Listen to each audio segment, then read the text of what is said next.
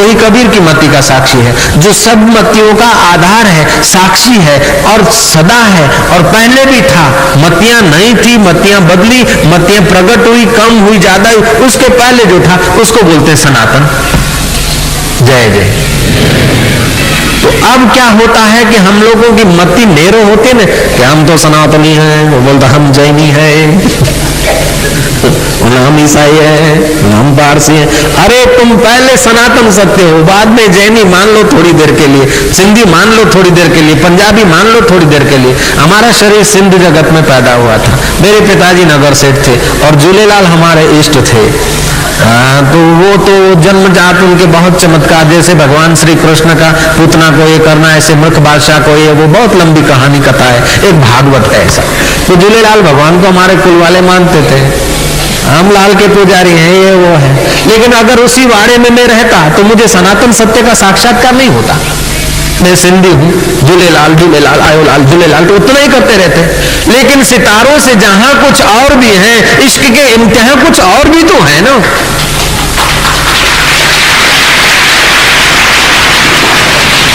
तो थोड़ा आगे बढ़ना होगा, थोड़ा ब्रॉड माइंड करना होगा, थोड़ी विशालता करनी होगी।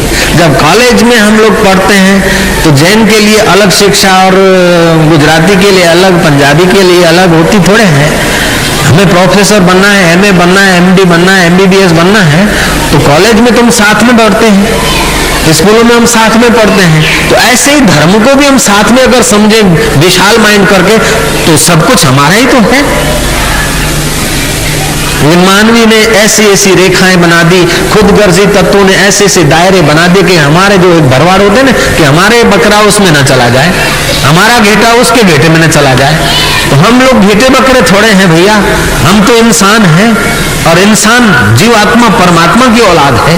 तो हम सब परमात्मा की औलाद है और परमात्मा सनातन है, तो हमारा आत्मा भी तो सनातन है। शरीर सनातन नहीं, शरीर पहले नहीं था 50 साल के बाद और 50 साल के बाद नहीं रहेगा, लेकिन मेरा आत्मा तो सनातन है। मेरा आत्मा कब से शुरू हुआ ये मैं नहीं कह सकता, मेरे बाप भी नहीं कह सकता, दादा भी नहीं कह सकता। तो सनातन कोई पंथ नहीं है, सनातन खुद धर्म जोड़ दिया, लेकिन सनातन सनातन है बस। जय जय। गांधी आए, गांधीवाद चला, मोहम्मद आए, इस्लाम चला, बुद्ध आए, बौद्धिज्म चला, महावीर आए, जैन धर्म चला, सहजानंद आए, स्वामीनारायण पंथ चला। लेकिन सहजानंद के पहले भी तो परमात्मा था, बुद्ध के पहले भी तो परमात्मा था, महावीर के पहले भी तो परमात्मा था, जीसस के पहले भी तो परमात्मा था, वो सनातन था। बाकी उसकी शाखाएं हैं हम लोग। सीधी बात है, कोई झगड़ा नहीं है, कोई एक संघर्ष नहीं है, कोई तेरा मेरा नहीं है, सीधी एकदम साफ बात है।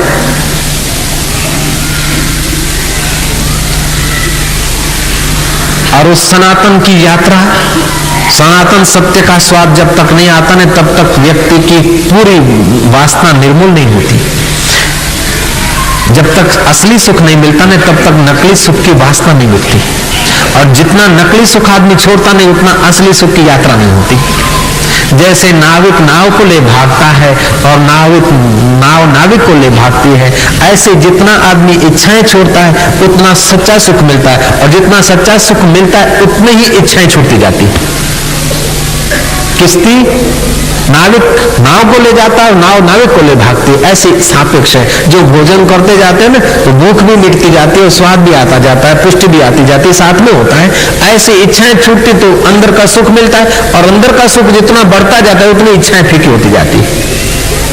तो दो तरीका है, एक दमन का तरीका है और दूसरा रस का तरीका है। बच्चा मिट्टी के खिलौने, मिट्टी का आम, मिट्टी का सीताफल, मिट्टी का चीकू, जो मिट्टी के खिलौने होते हैं, उसको चाट रहा है। माँ कहती है कि छोड़ दे, तारा बाप रो कोई डांट्यू नहीं है, नी हवाद आवे, रेवा दे, मंदो पड़े, भाटो मारूंगी, लाफो मारूंगी। तो बच्चा ने छोड़ दिया।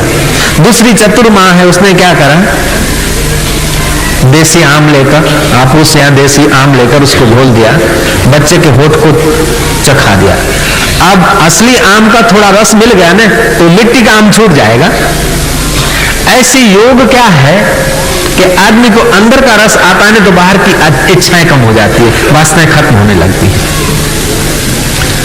तो निषेध मार्ग से चलो तो भी तुम्हारी मर्जी, विधि मार्ग से चलो तो भी तुम्हारी मर्जी, लेकिन चलो ये हमारी सलाह है। तो एक समय मोहम्मद जब पैगंबर नहीं बने थे, मोहम्मद ही थे, 26 साल की उनकी उम्र थी।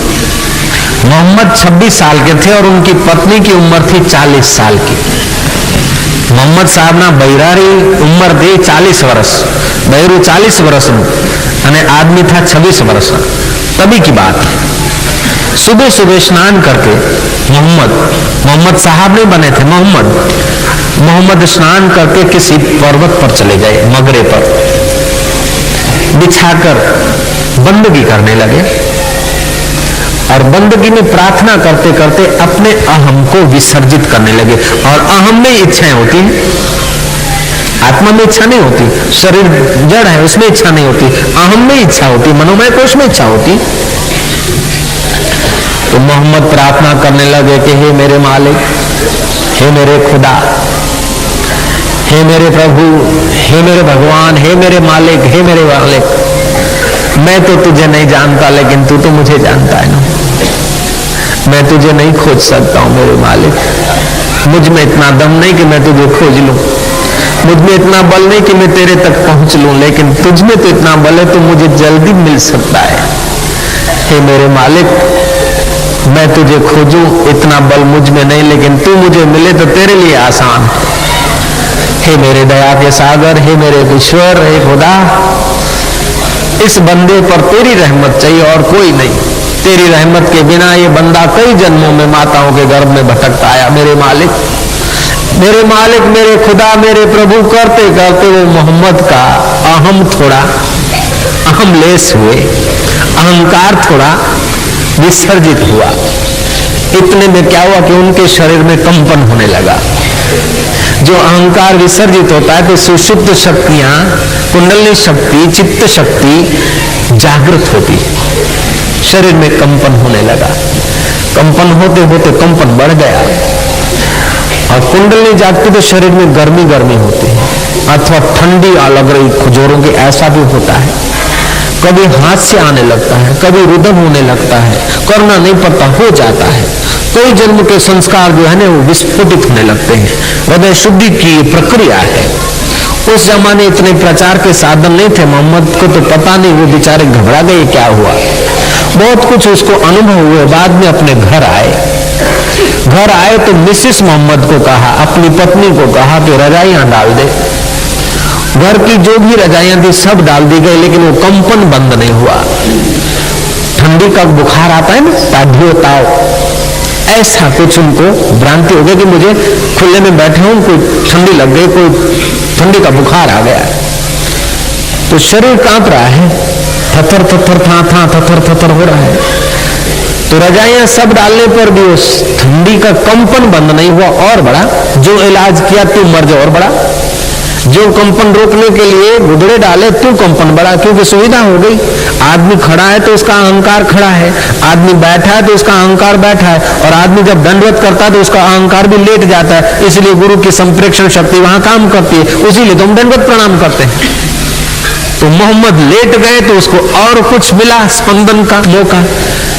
तो पत्नी, मैंने पहले अर्ज किया कि 40 साल की थी, 14 साल बड़ी थी। उसने कहा कि मानो न मानो ये आपके चेहरे पर कोई नूरानी नूर चमक रहा है, ये बुखार का कंपन नहीं है, बुखार की ठंडी नहीं है, जन्म जन्म की ठंडी मिटाने की कोई खुदाई ठंडी तुम्हारे चेहरे पर रंग दिखा रही है। मेरा ये अनुभव है।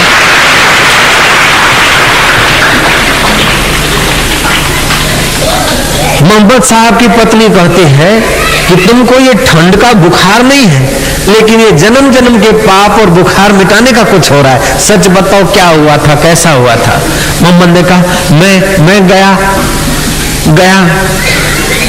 पहाड़ी पर बंदगी की, प्रार्थना की, फिर मुझे पता नहीं कुछ ऐसा होने लगा, ठंडी हवा लग गई, क्या हो गया मुझे पता नहीं। बोले नहीं, ठंडी हवा का बुखार नहीं,